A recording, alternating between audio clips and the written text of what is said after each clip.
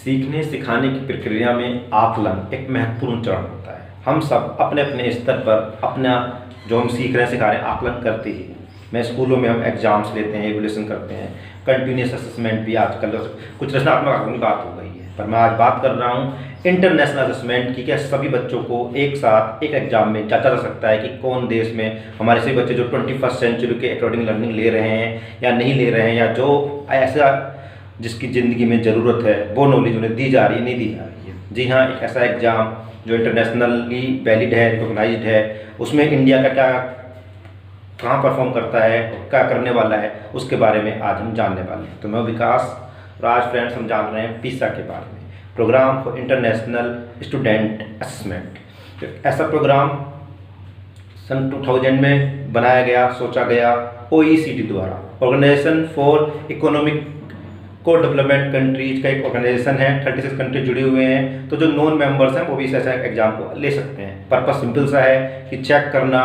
Comparable study तय करना कि किसी कहीं की देश की एजुकेशन पॉलिसी कहाँ जा रही है। इंपॉर्टेंट बात यह है कि ये रोट लर्निंग मेमोराइजेशन को चेक नहीं करती है। इन्फॉर्मेशन ऑलरेडी हम देख रहे हैं आजकल गूगल, विकीपीडिया या हमारे स्मार्टफोन में ऑलरेडी है। क्या इंसान का माइंड इन्फॉर्मेशन गेन करने के लिए तो ये इसको बिल्कुल भी चेक नहीं करती है। चेक करती है कि हम एक्सपीरियंसिंग लर्निंग, यानी हम जो पढ़ाई मैथमेटिक्स, रीडिंग कॉम्प्रहेंशन और साइंस, हम उनको यूज करते हुए कितना साइंटिफिक टेम्पर हमारे अंदर डेवलप होता है, कितना हम कंप्रीहेंड कर पाते हैं और अपने डेली लाइफ की सिचुएशंस में कैसा परफॉर्म कर पाते हैं, तो उसको चेक करने के लिए है। कौन दे सकता है? 15 ईयर्स एज इन्हें रखी गई है। शायद 15 ईयर्स एज वो एज होती है जब हम एक कॉग्निटिव डेवलपमेंट हमारे माइंड का, इंसान के माइंड का हो चुका होता है। 15 साल का बच्चा होना चाहिए। इंडिया ने कब परफॉर्म किया था? 2000 में शुरू हुआ, जैसे मैंने बताया। 2009 में पहली बार इंडिया ने भी पार्टिसिपेट किया था। हमारे यहाँ के रिप्रेजेंटेटिव पूरे इंडिया में नहीं किया था, तमिलनाडु और हिमाचल प्रदेश के बच्चों ने गवर्नमेंट स्कूल के पार्टिसिपेट किया था। पर अनफॉर्चुनेटली जो 72 इंडिया की रैंक आई थी और इंडिया केवल एक देश से आगे था, किर्गिस्तान से।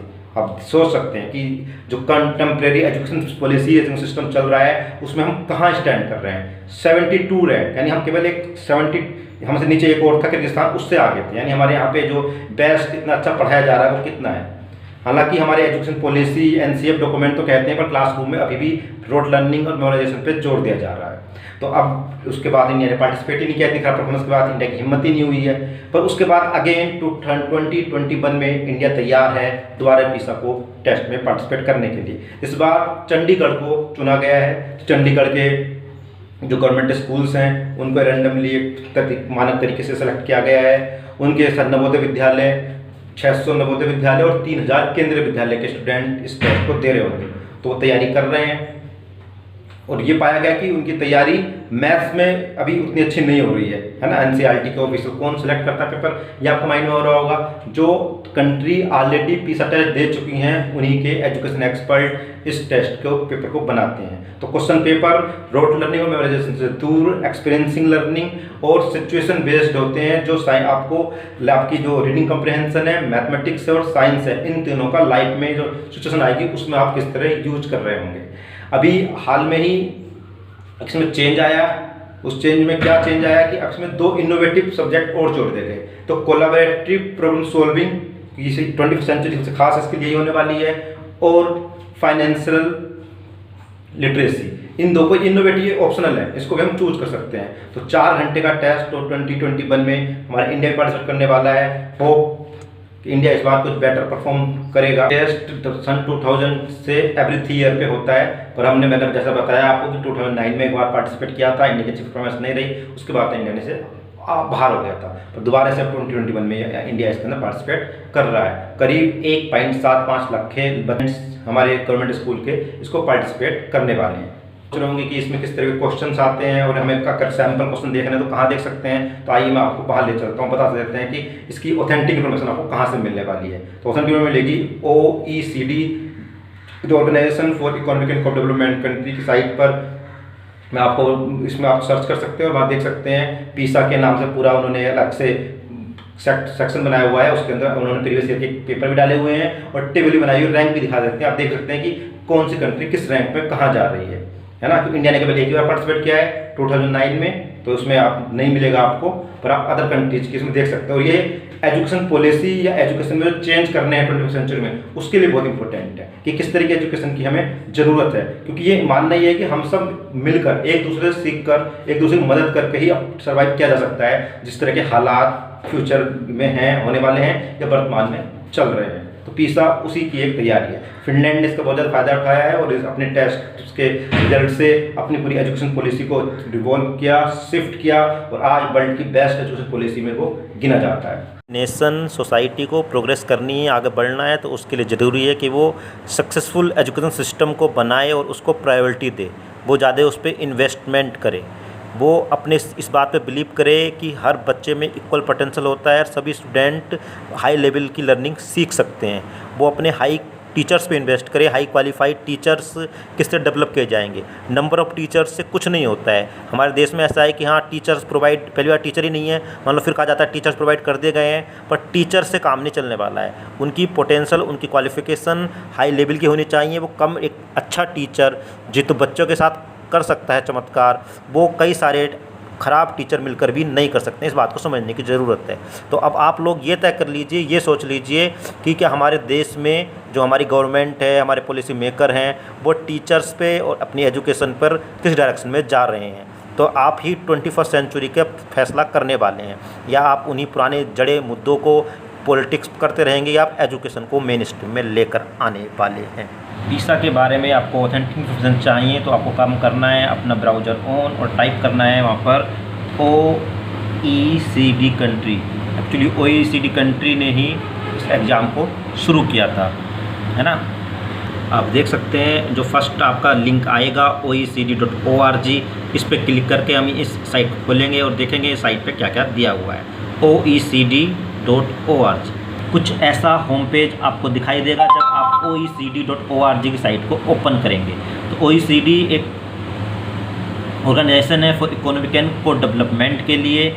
इसके अंदर आपको दिखाई दे रहा होगा OECD होम, अबाउट, कंट्रीज़ कौन कौन से इसमें है। अब आप आ जाएंगे टॉपिक पर, जो हम ढूंढना चाह रहे हैं पीसा को, तो हम आपको टॉपिक पे ले चलते हैं। जब टॉपिक्स आ जाएंगे तो टॉपिक्स में देखेंगे हम, यहाँ बहुत टॉपिक्स की लिस्ट खुल जाएगी।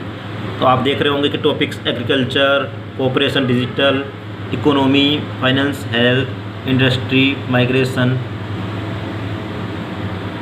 ये जो सेकंड लिस्ट है इसमें आप देख रहे होंगे इकोनॉमी, उसके नीचे एजुकेशन है। तो एजुकेशन पे आपको क्लिक करना है, टॉपिक्स में जाना है, टॉपिक जाकर एजुकेशन पे क्लिक करना है। जब आप एजुकेशन पे क्लिक करेंगे तो आपके सामने एक नई विंडो आ जाएगी। उस विंडो में आपको दिखाई देगा, तो आप यहाँ पे देखेंगे एजुकेशन में गए, एजुकेशन में आपको देख रहे हैं कि अबाउट अस में programme for international student assessment, इस लिंक पे जाएंगे तो आपको पूरी डिटेल मिल जाएगी। अब तक तो 2000 से जितने पीसा हुए हैं जो एवरी ईयर हो रहे हैं उनके डाटा मिल जाएंगे, पब्लिकेशन मिल जाएगी, आपको यहाँ पे सभी रिपोर्ट्स, ऑथेंटिक लर्निंग मिल जाएगी, प्रीवियस ईयर के क्वेश्चन पेपर मिल जाएंगे, आप देख पाएंगे। इस तरह के नीचे जाके यहाँ पे उन्होंने सारे डाटा डाले हुए हैं। और ये पब्लिकेशंस में जाएंगे तो यहाँ प्रीवियस ईयर के आप पेपर को यहाँ से साइट से measuring innovation in education, trends and shaping an education, the future of Mexican higher education in Mexico, जितनी पब्लिकेशन है पूरी लाइब्रेरी में आप उनको एक्सेस कर सकते हैं। तो आप कहीं और ना जाइए कि अपनी जानकारी केवल ऑथेंटिक लर्निंग सोर्स से लीजिए। पीसा के बारे में वीडियो मिल जाएंगी, आपको ब्लॉग मिल जाएंगे, टॉप क्लास इनके पॉडकास्ट हैं, वो भी आप यहाँ से एक्सेस कर सकते हैं। पीसा के आपके बारे में जो क्वेश्चन मन में उठ होंगे, सवाल कैसे होंगे, तो आप एक बार इनको गो थ्रू कीजिए और आपकी जो क्वेरी रह जाती है कमेंट बॉक्स में मेरे साथ शेयर कीजिए।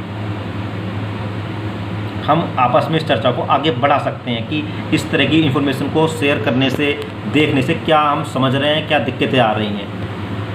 आपको प्रीवियस ईयर के रिजल्ट को अगर देखना चाह रहे हो तो इसी साइट पे आपको मिल जाएगा पीसा के प्रीवियस ईयर के रिजल्ट भी। फिर पीसा 2018 के रिजल्ट इन्होंने अपलोड अपने किए हुए हैं, आप यहाँ से उन्हें देख सकते हैं।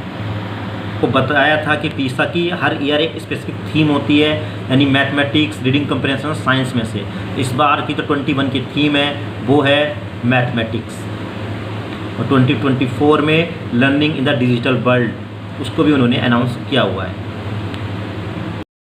पीसा का एम बिल्कुल भी ये नहीं है कि कंट्री के बीच में कंपटीशन करना है, प्रतिस्पर्धा को बढ़ाना है, कौन से कंट्री कहाँ रैंक कर रहा है ये बताना है। पीसा इसलिए है कि कोई कंट्री इस रिजल्ट से यूज करके अपने यहाँ की एजुकेशन सिस्टम को समझे, किस तरह इम्प्रूवमेंट किया जा सकता है, वो क्या परिवर्तन है, वो क्या चेंज है जो वहाँ उन्हें अपनी एजुकेशन की प्रायोरिटीज़ पर रखने हैं, क्या बदलाव लाने हैं कि हर एक कंट्री जैसे बच्चा सीख सकता है तो हर एक कंट्री भी अपने अपने एजुकेशन स्टैंडर्ड में चेंज ला सकता है। तो पीसा उन एक को लर्निंग है, एक दूसरे कलेक्टिव लर्निंग है कि कहाँ पे कोई देश पीछे था तो कैसे इंप्रूव कर रहा है, हमारे देश में क्या अच्छा है तो हम दूसरे को सिखा सकते हैं। तो पीसा को कंपटीशन ना समझ के पीसा एक ग्राउंड दे रहा है, हम सब सारे देश एजुकेशन में किस तरह इन्वेस्ट कर सकते हैं, एजुकेशन को अपने अपने सिस्टम को अपने अपने एजुकेशन पॉलिसी को कैसे इम्प्रूव कर सकते हैं। तो आप लोग अभी देखिए और तय कीजिए कि अब हमें जो पॉलिटिक्स या हमारे देश में हम जिन मुद्दों पे दिन भर बात करते रहते हैं, जो पार्ट्स ऑफ यूनिवर्सिटी या फिर हम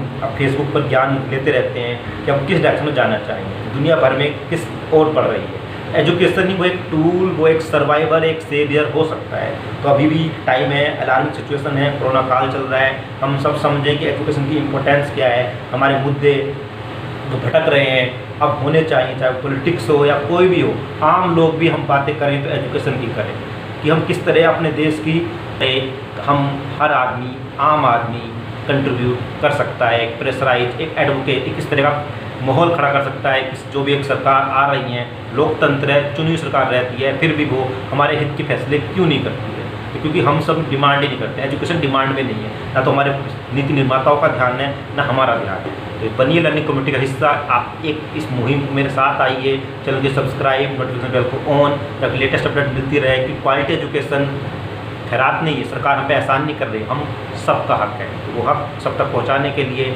उसके लिए लड़ना पड़ेगा, संघर्ष करना पड़ेगा, बिना लड़ने बिना संघर्ष के हासिल नहीं होगा। तो हम सबको एक होने की ज़रूरत है। वाह, आइए शुरू करते हैं, बनी रहिए लर्निंग कम्युनिटी का हिस्सा। जय हिंद, जय भारत।